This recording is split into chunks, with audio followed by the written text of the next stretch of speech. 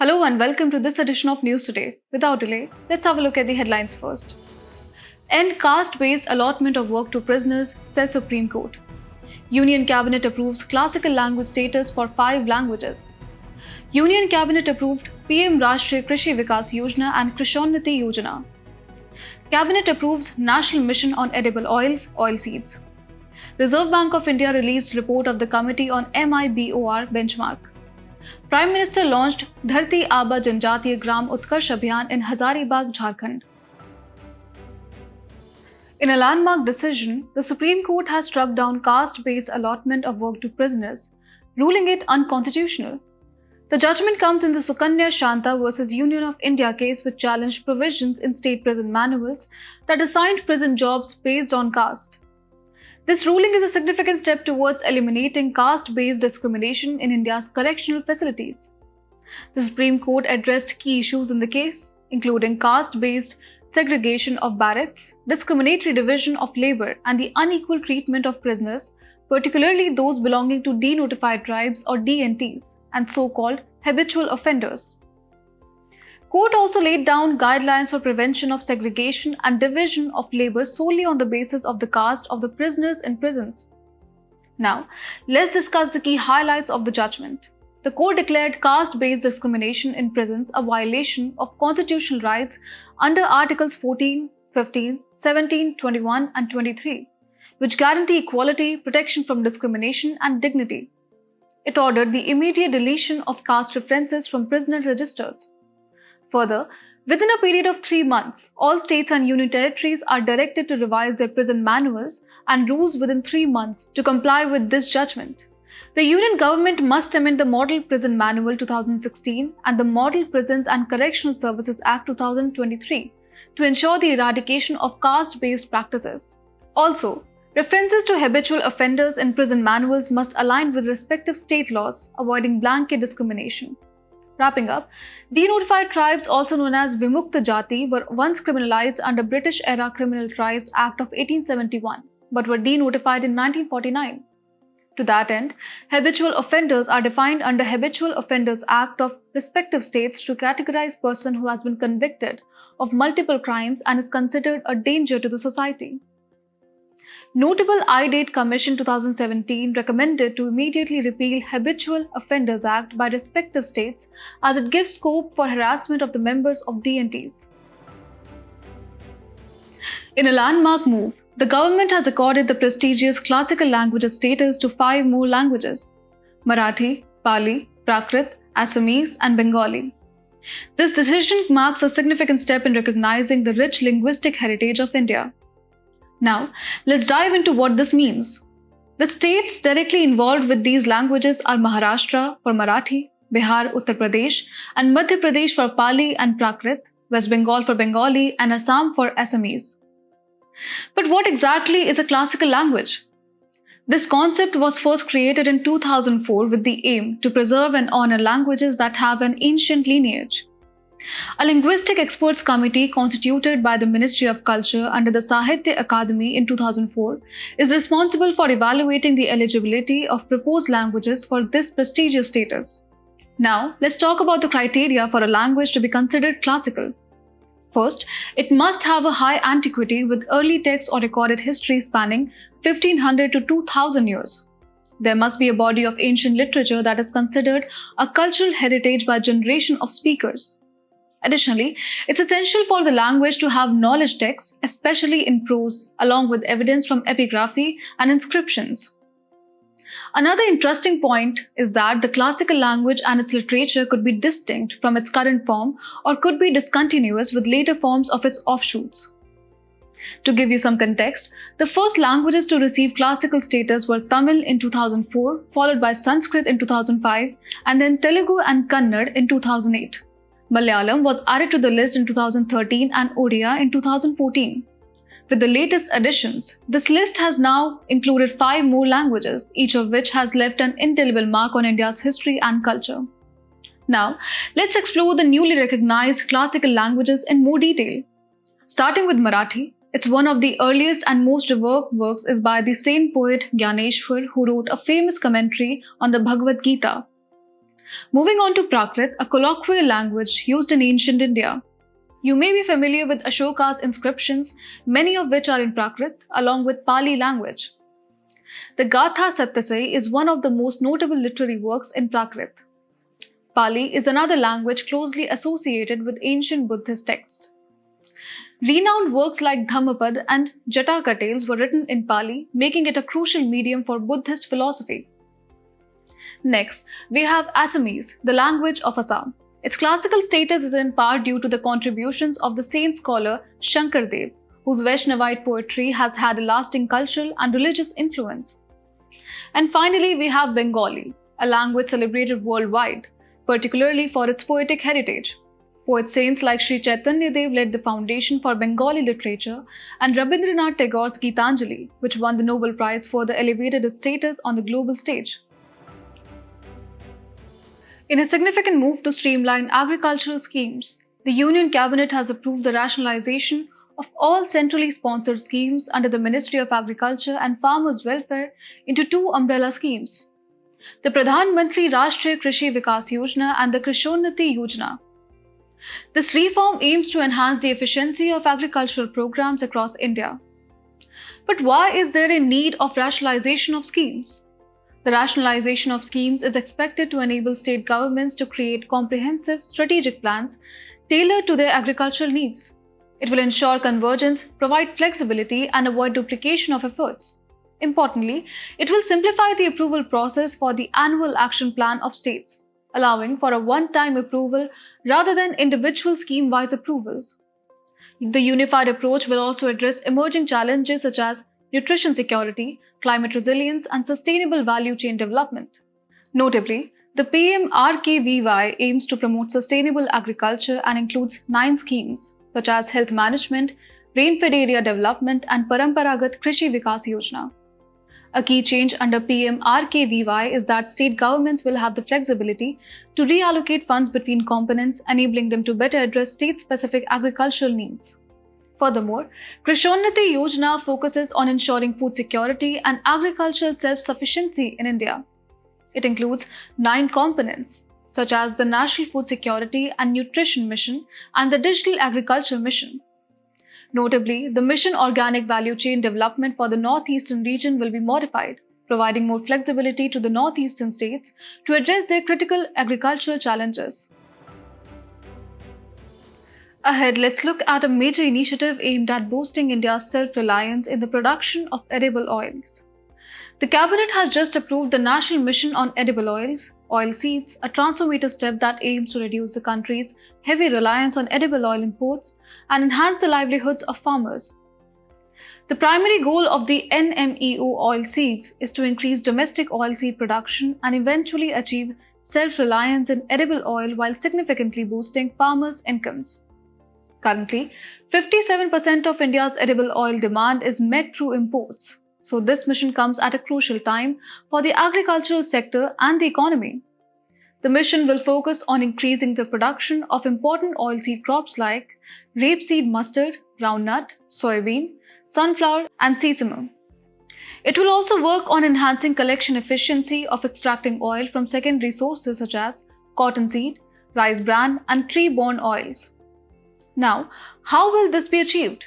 Well, several strategies will be employed under the mission, including adoption of high-yielding, high-oil content seed varieties, expanding oilseed cultivation into fallow lands used for rice and potato crops, and promoting intercropping and crop diversification.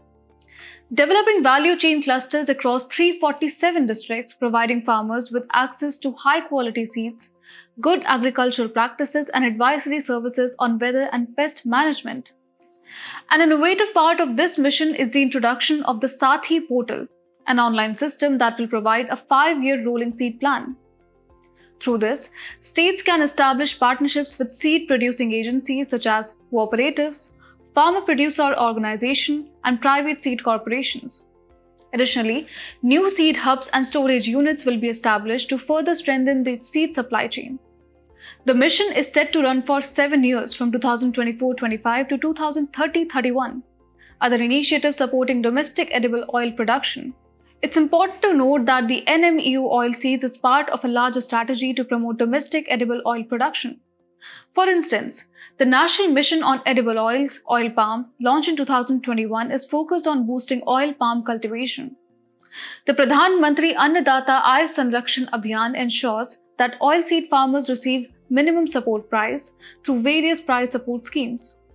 Additionally, a 20% import duty has been imposed on edible oils to protect domestic producers and encourage local cultivation.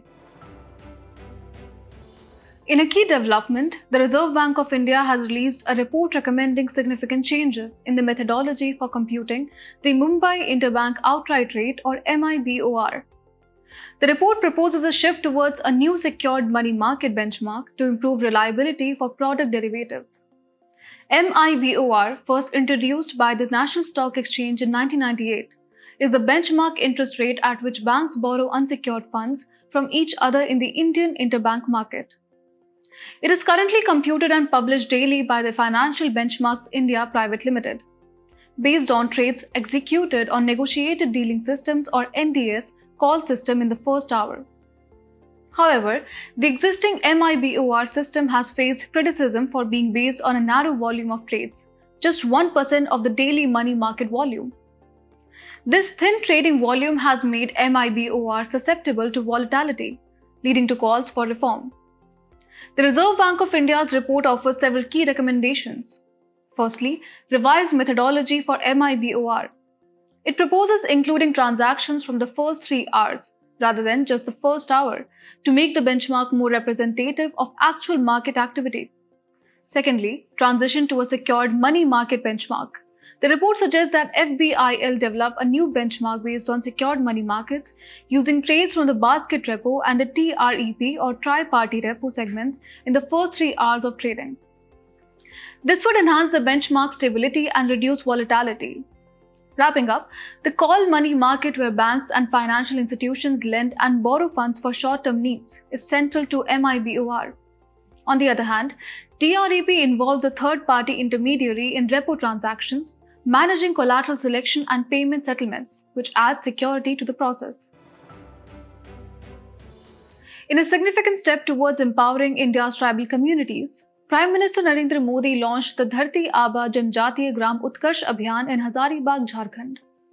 The scheme is named after Birsa Munda, popularly known as Dharti Aaba, the tribal leader who resisted the British Empire and led Ulgulan movement.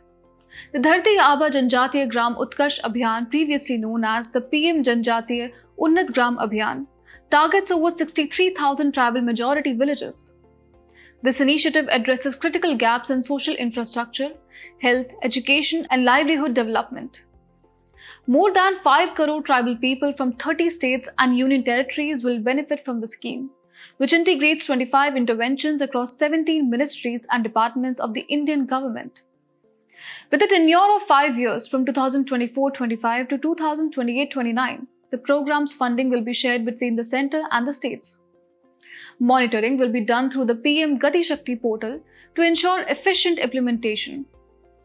India's tribal population, comprising 8.6% of the total population, faces significant challenges such as low education levels, poor health services, and displacement due to development projects. There are over 730 scheduled tribes recognized under Article 342 of the Constitution that require targeted interventions for their upliftment. The government has introduced several initiatives for tribal empowerment, including the Pradhan Mantri Adi Adarsh Gram Yojana and the Adivasi Mahila Sashaktikarana Yojana. The Dharti Aaba Janjatiya Gram Utkarsh Abhiyan is a further step in this direction, aiming for holistic development in tribal majority regions. The personality news for today is Raja Ravi Varma. The eminent modern Indian artist Raja Ravi Varma was remembered on his death anniversary, that is October 2nd. Raja Ravi Varma belonged to the family of Maharajas of Travancore in Kerala and was addressed as Raja. Moreover, he is called the father of modern Indian art. Talking about his key contributions, he mastered the Western art of oil painting and realistic life study. He also painted themes from Indian mythology depicting scenes from popular epics like the Ramayana and Mahabharata. His most famous works included Damayanti talking to a swan, Shakuntala looking for Dushyant, Nayar lady adorning her hair, and Shantanu and Matsyagandha. In 1904, the then Viceroy Lord Curzon, on behalf of the British Emperor, bestowed upon him the Kesare-Hind Gold Medal for his works. The citation for this award mentioned the title Raja for the first time against his name. Through his actions, he portrayed the values of cultural nationalism, aesthetic excellence, humanitarianism, and more. As we wrap up today's bulletin, let's have a look at some quick updates. Recently, Central Drug Standard Control Organization under Union Ministry of Health and Family Welfare has become an affiliate member of the International Medical Device Regulators Forum. Established in 2011, it is a collaborative group of global medical device regulators dedicated to accelerating the harmonization and convergence of international medical device regulations. Indian Army has completed the acquisition of 100 Akash-Tir air defense systems. Akash-Tir systems are advanced air defense control and reporting systems which will serve as a critical asset in safeguarding country from aerial threats, including missile and rocket attacks. IIT Madras Pravartak Technologies Foundation has launched a new training program to create cyber commandos among law enforcement officers across India. IITM Pravartak Technologies Foundation is a Section 8 company. It is funded under its National Mission on Interdisciplinary Cyber Physical Systems and hosted by IIT Madras. Recently, Supreme Court let down twin test functionality and essentially for input tax credit eligibility in construction. Court stated that if a building is essential for supplying services like renting or leasing, as per Schedule 2, Clauses 2 and 5 of CGST Act, it may be considered a plant. Union Cabinet has approved the signing of a letter of intent enabling India to join the International Energy Efficiency Hub. Bureau of Energy Efficiency has been designated as the implementing agency for the hub on behalf of India. Recently, Food Corporation of India has launched microservices-based integrated supply chain management system, Annadarpan. It is a comprehensive digital transformation initiative to modernize FCI's existing supply chain management system known as the Depot Online System. World Health Organization launched Strategic Preparedness, Readiness and Response Plan. Its aim is to tackle dengue and other Aedes-borne arboviruses by fostering a global coordinated response. Union Government launched the PM Internship Scheme. Launched under Ministry of Corporate Affairs, its objective is providing internship opportunities to 1 crore youth in the top 500 companies over 5 years. Before we sign off, let's challenge your understanding in today's installment of Test Your Knowledge.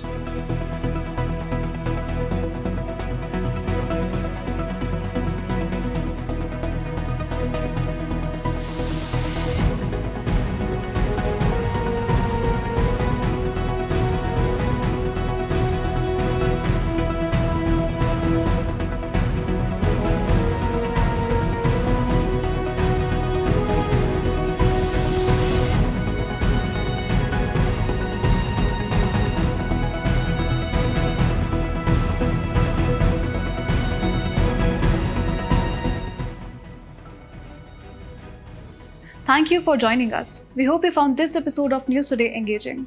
For the solution to the quiz and to access the PDF version of News Today, remember to visit the provided links in the description below.